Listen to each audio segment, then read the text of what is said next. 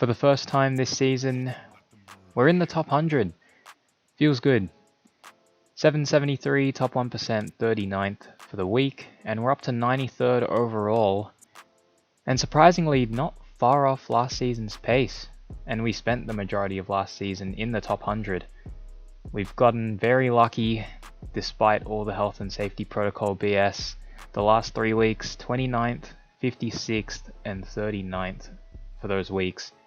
Real crucial in this ranking jump, so hopefully we can keep it up. Our point guards got hit with health and safety protocols. DeRozan missed a game because it got postponed, but thankfully nothing more than that. Our premiums really delivered for the most part. LeBron absolutely carrying the Lakers. Steph was back to his very best, which is great to see. Rudy keeps doing his thing. Jokic was human for probably the first time this season, those first couple of games of the week, but he brought it back a fair bit with a big game against the Clippers. Seawood did the job for 3 games. Bane had a couple of really good games. And the bench guys, they should hopefully make a little more cash the next couple of weeks. Robinson Earl was much better. Dean Wade's been getting minutes. And Dinwiddie, with Beal in protocols now, I think he's learning how to score again. So even though he should have been traded long ago, hopefully he can make some cash there. Wasn't planning on trading DeJounte for about a month, but obviously with him in protocols, he's got to go. Cade was always getting traded this week.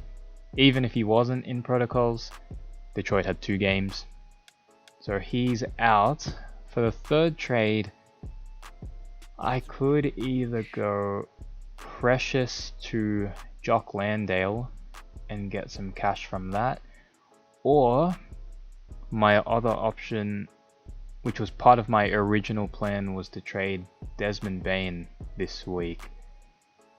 So my first plan, let's go with Precious and see what we can come up with here. A combination I'm kind of liking here is James Harden, Jaylen Brown, and obviously Jock Landale for Precious. Yeah, this is not bad.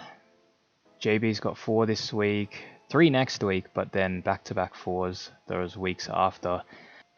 Obviously, schedule becomes completely irrelevant if games get postponed or players go into protocols, but we can't predict that, so we can only go with what we know.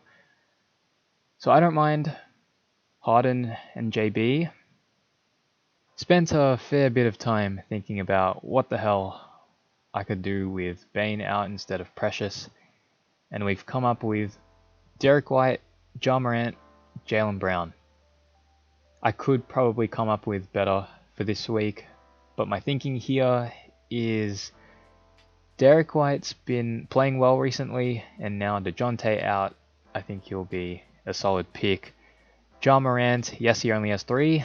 He's come back a little bit slow compared to how he started off the season, but he does have the Lakers this week, so hopefully the Lakers continue their defensive form and Ja has a big game there. But he has 5 the week after, so I definitely want him for that stretch. And then obviously JB I had in the previous combo as well. And I might go with this for now. I'm still in 2 minds about the direction I want to go here, but we'll leave it at this for now. Derek White, Ja Morant, Jaylen Brown, 2.5 mil in the bank. So this may or may not be the team heading into week 11. LeBron captain, 4 games, 2018 form, back must be hurting. Really liking how this looks though. Derek White, probably the weakest link, Christian Wood to an extent, but we've got some quality players here. Just hope the good luck continues.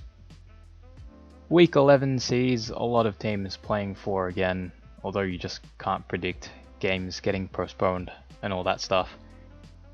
Like, me trading in Derek White might be a risk because of DeJounte going into protocols. Could that start something? Who knows? Can't predict anything. But Detroit, New Orleans, Philly, all playing 2. Those are the players you don't want. Although, players like Joel Embiid, if you already have him and you don't really want to trade him, it's not the worst keeping him for 2. He is playing out of his mind right now. Utah do have 4 the next couple of weeks, but Donovan's out, so if you do have him, he's got to go. Jimmy Butler could be the pot of the week, perhaps. He's just come back. Kyle Lowry's been put into protocols, so he's got to do some heavy lifting this week. Shai Gilgeous-Alexander, he's in unreal form right now, so he's another one you could definitely look at. Someone of value, Kemba Walker maybe. Always a risk though with a cold shooting game, but he's been in good form. But either way, it's just a lot of luck. Whoever you pick, you just gotta hope they play their games and don't get put into protocols. So that will do it for this video. Hopefully the good luck can keep going. Best of luck to you all for week 11, and see you guys in the next one.